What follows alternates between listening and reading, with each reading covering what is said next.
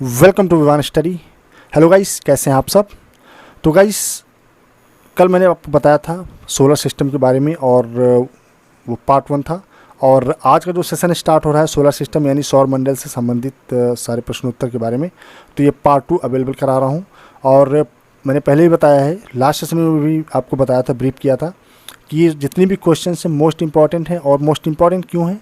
क्योंकि जो previous years में, जो बीते हुए सालों में, पिछले कुछ बीते हुए सालों में जो गवर्नमेंट एग्ज़ाम्स हुए हैं, चाहे वो यूपीएसआई का रहा हो, चाहे वो यूपी बिहार का रहा हो, बिहार एसआई का रहा हो, किसी भी प्रकार के जो कम्पिटिटिव एग्ज़ाम हुए हैं जो थोड़ा हायर लेवल के हुए हैं, तो उनसे ये क्वेश्चन उठाए गए हैं। सारे जो है सोलर सिस्टम के क्वेश्चन लिए गए हैं। तो मोस्ट इंपॉर्टेंट क्वेश्चंस हैं और ये सेशन आपका मोस्ट इंपॉर्टेंट होने वाला है। तो गाइस, जो पार्ट 1 मैंने पढ़ाया था कल, उसकी लिंक आप हमारे जो है इस वीडियो के डिस्क्रिप्शन बॉक्स से डाउनलोड कर सकते हैं। वहाँ पर क्लिक करके आप सेशन को देख सकते हैं, वॉच कर सकते हैं।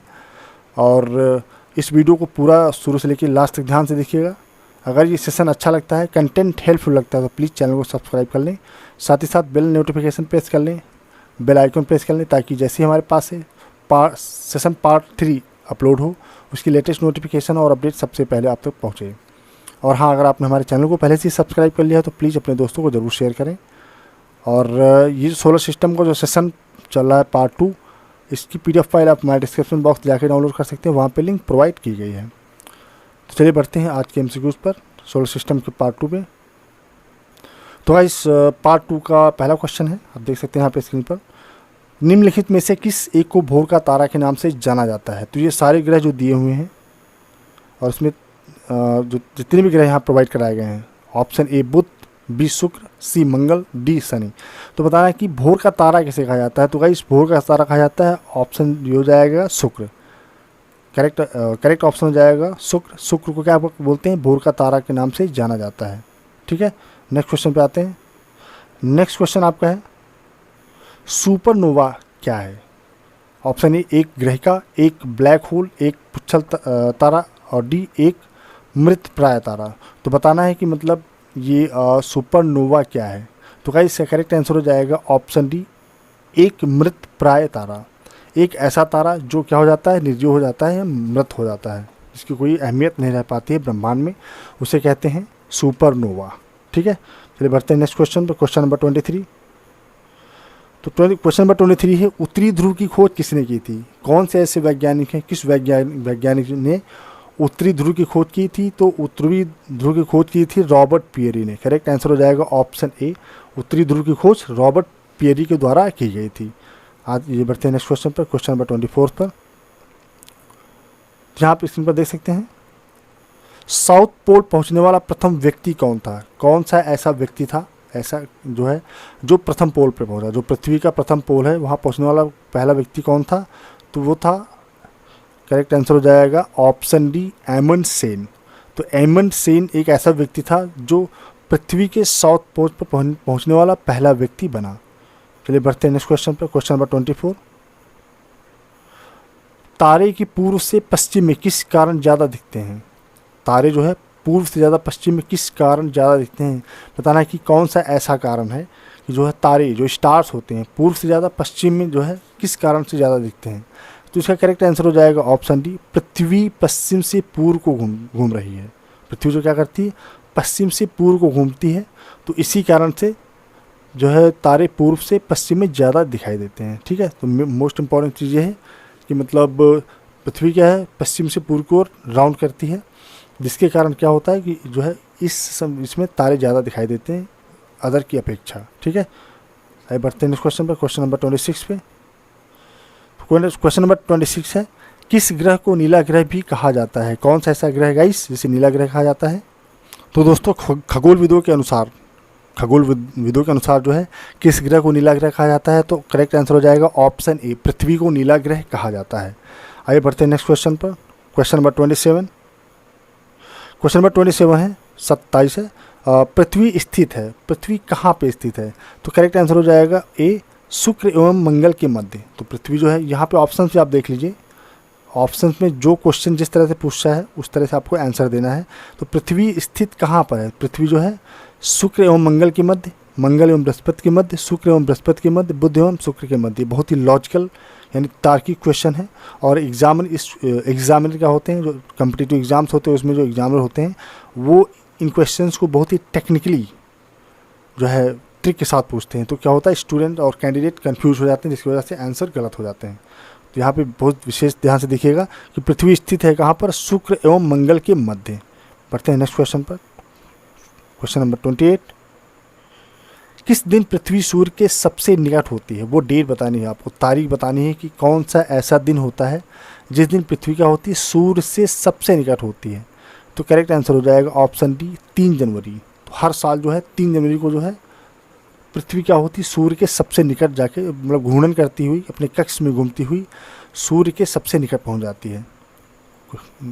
नेक्स्ट क्वेश्चन, क्वेश्चन नंबर 29, पृथ्वी सूर्य से अपनी अधिकतम दूरी पर होती है।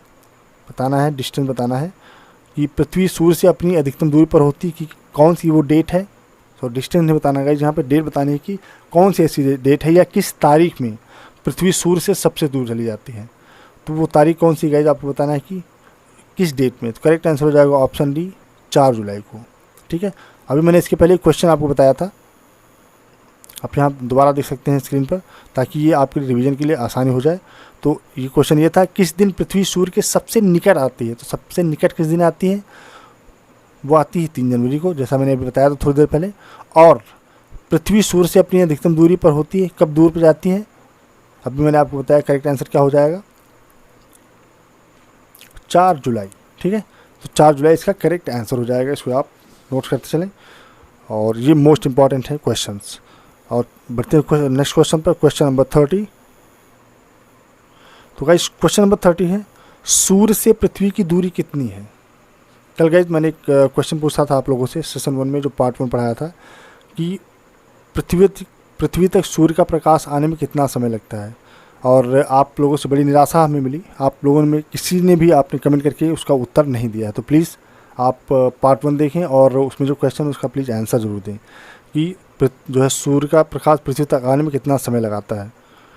और इसको देख लेते हैं, क्वेश्चन नंबर 30, सूर्य से पृथ्वी की दूरी कितनी है। मोस्ट इंपॉर्टेंट क्वेश्चन है, क्योंकि मैंने बताया कि लॉजिकल क्वेश्चन ही एग्जाम में पूछे जाते हैं। तो करेक्ट आंसर हो जाएगा ऑप्शन डी, 149 यानी 149.6 मिलियन किलोमीटर। तो सूर्य से पृथ्वी कितनी है, 149.6 मिलियन किलोमीटर है दूरी। बढ़ते हैं नेक्स्ट क्वेश्चन पर, क्वेश्चन नंबर 31, अपने अक्ष पर पृथ्वी एक चक्कर कितने समय में पूरा करती है। तो अपने अक्ष पर पृथ्वी जो है एक चक्कर कितने समय में पूरा करती है, बहुत इंपॉर्टेंट क्वेश्चन है। कितने समय में जो है पूरा चक्कर लगा लेती है। तो करेक्ट आंसर हो जाएगा ऑप्शन बी, 23 घंटे 56 मिनट 4 सेकंड, यानी लगभग 24 घंटे, जिससे हम कैलकुलेट करते हैं राउंड फिगर में 24 घंटे। तो एग्जैक्ट जो टाइम होता है वो होता है 23 घंटे 56 मिनट 4 सेकंड। ठीक है, इतने समय में क्या होता है, जो है अपने अक्ष पर पृथ्वी एक चक्कर लगा लेती है। ठीक है, बढ़िया। बढ़ते हैं नेक्स्ट क्वेश्चन पर, क्वेश्चन नंबर 32। तो क्वेश्चन नंबर 32 है, पृथ्वी के सबसे निकट स्थित ग्रह है। कौन सा ऐसा ग्रह है जो पृथ्वी के सबसे निकट है। मैंने कल भी आप लोगों को बताया था कि कौन सा जो है ग्रह पृथ्वी के सबसे निकट है। इसका करेक्ट आंसर आपको बताना है। तो करेक्ट आंसर हो जाएगा ऑप्शन बी, शुक्र। शुक्र ग्रह क्या है, पृथ्वी के सबसे निकट स्थित ग्रह है। बढ़ते हैं नेक्स्ट क्वेश्चन पर, क्वेश्चन नंबर 33, निम्नलिखित में से कौन सा तारा पृथ्वी के सर्वाधिक समीप है। तारा बताना है गाइस, यहाँ पे ग्रह की बात नहीं हो रही, यहाँ पे तारा की बात हो रही कि कौन सा तारा पृथ्वी के सर्वाधिक समीप है, यानी नज़दीक है। तो करेक्ट आंसर हो जाएगा ऑप्शन सी, सूर्य। यस गाइस, सूर्य जो है पृथ्वी के सबसे नज़दीक है, क्योंकि ध्रुव तारा ये भी काफ़ी दूर है, अल्फा सेंचुरी ये भी काफ़ी दूर है, और लुब्धिक ये भी काफ़ी दूर है। तो सूर्य क्या है, पृथ्वी के सबसे नज़दीक तारा है। चलिए बढ़ते हैं नेक्स्ट क्वेश्चन पर, क्वेश्चन नंबर 34, यह किसने सर्वप्रथम प्रतिपादित किया कि सूर्य हमारे सौरमंडल का केंद्र है और पृथ्वी उसकी परिक्रमा करती है। गाइस कल हम लोगों ने डिस्कस किया था कि सौर प्रणाली जो है, सौरमंडल की जो प्रणाली है, यानी सोलर सिस्टम की जो गतिविधि है या जो एक्टिविटीज़ हैं, उसकी खोज किसने की थी, तो की थी कॉपरनिकस ने। तो इन्होंने ही प्रतिपादित किया कि सूर्य हमारे सौरमंडल का केंद्र है और पृथ्वी उसकी परिक्रमा करती है। तो करेक्ट आंसर हो जाएगा ऑप्शन डी, कॉपरनिकस। इनका पूरा नाम है निकोलस कॉपरनिकस, और ये पोलिस के रहने वाले थे, एक खगोल शास्त्री। चलिए बढ़ते हैं नेक्स्ट क्वेश्चन पर, नेक्स्ट क्वेश्चन है क्वेश्चन नंबर 35, किसने सबसे पहले पृथ्वी के परिधि को मापा? बहुत इंपॉर्टेंट क्वेश्चन दोस्तों, मतलब किसने सबसे पहले पृथ्वी की परिधि को मापा? तो आपको करेक्ट आंसर बताना है कि कौन से ऐसे व्यक्ति थे, कौन से ऐसे वैज्ञानिक थे जिन्होंने काल्पनिक तरीके से कैलकुलेशन करके जो है ये पता लगाया कि जो है पृथ्वी की परिधि कितनी है। तो दोस्तों इसका करेक्ट आंसर हो जाएगा ऑप्शन डी, एरिस्टोस्थनीज। तो एरिस्टोस्थनीज एक ऐसे खगोल शास्त्री थे जिन्होंने मापा था कि पहले पृथ्वी की परिधि की कितनी है, मतलब पृथ्वी की परिधि कितनी है, पहले इन्होंने ही नापा था, इन्होंने मेजर किया था, कैलकुलेट किया था पृथ्वी की परिधि को। और ये क्वेश्चन ऐसे पूछ लेते हैं कि वो कौन से व्यक्ति हैं जिन्होंने पृथ्वी की परिधि को मापा? तो एरिस्टोस्थनीज हैं। ठीक है, करेक्ट आंसर हो जाएगा ऑप्शन डी। चलिए बढ़ते हैं नेक्स्ट क्वेश्चन पर, क्वेश्चन नंबर 36। तो गाइस क्वेश्चन नंबर 36 है, पृथ्वी का ध्रुवीय व्यास, पृथ्वी का ध्रुवीय जो व्यास होता है उसके विषुवतीय व्यास से कितना कम है? पृथ्वी का जो ध्रुवीय व्यास है उसके विषुवतीय व्यास से कितना कम है? तो इसका करेक्ट आंसर बताना है कि इसका करेक्ट आंसर क्या हो जाएगा? Option B, 43 kilometre. तो पृथ्वी का जो ध्रुवीय व्यास उसके विषुवतीय व्यास से कितना कम है? 43 किलोमीटर कम है। बढ़ते हैं नेक्स्ट क्वेश्चन पर, क्वेश्चन नंबर 37। तो क्वेश्चन नंबर 37 है, पृथ्वी का विषुवतीय व्यास लगभग कितना है? पृथ्वी का जो है विषुवतीय व्यास लगभग कितना है? तो इसका करेक्ट आंसर हो जाएगा ऑप्शन बी, 12,750 किलोमीटर। तो इसका विषुवतीय व्यास कितना है, लगभग रेशियो कितना है? वो है 12,750 किलोमीटर। करेक्ट आंसर हो जाएगा ऑप्शन बी। आइए नेक्स्ट क्वेश्चन में चलते हैं, क्वेश्चन नंबर 38। पृथ्वी को उसके काल्पनिक अक्षर पर घूमने को क्या कहते हैं? जो पृथ्वी है जो अपने काल्पनिक अक्ष यानी कक्ष पर जो घूमती है उसको क्या कहते हैं? तो उसको कहते हैं घूर्णन। करेक्ट आंसर हो जाएगा ऑप्शन सी। ये नॉर्मली सभी लोग जानते हैं कि पृथ्वी जो घूमती है अपने कक्ष पर उसे बोलते हैं घूर्णन। तो करेक्ट आंसर क्या हो जाएगा? ऑप्शन सी। 36 का करेक्ट आंसर क्या हो जाएगा? Option C. तो ये एक काल्पनिक नाम है घूर्णन, ठीक है। तो ये खगोल शास्त्रियों द्वारा रखा हुआ नाम है, क्या है, ये वैज्ञानिक नाम है। चलिए बढ़ते हैं नेक्स्ट क्वेश्चन पर, क्वेश्चन नंबर 39 है, पृथ्वी की अपनी कक्षा में गति है क्या? पश्चिम से पूर्व, पूर्व से पश्चिम, उत्तर से दक्षिण और डी दक्षिण से उत्तर। तो बताना है करेक्ट आंसर कि पृथ्वी की अपनी कक्षा में गति क्या है। तो इसका करेक्ट आंसर हो जाएगा ऑप्शन ए। करेक्ट आंसर हो जाएगा ऑप्शन ए, पश्चिम से पूर्व। जी गाइस, जी दोस्तों, आप खुद आंकड़ा लगा सकते हैं, अनुमान लगा सकते हैं कि पृथ्वी जैसे घूमती है तो किस तरह से एक्टिविटी करती है।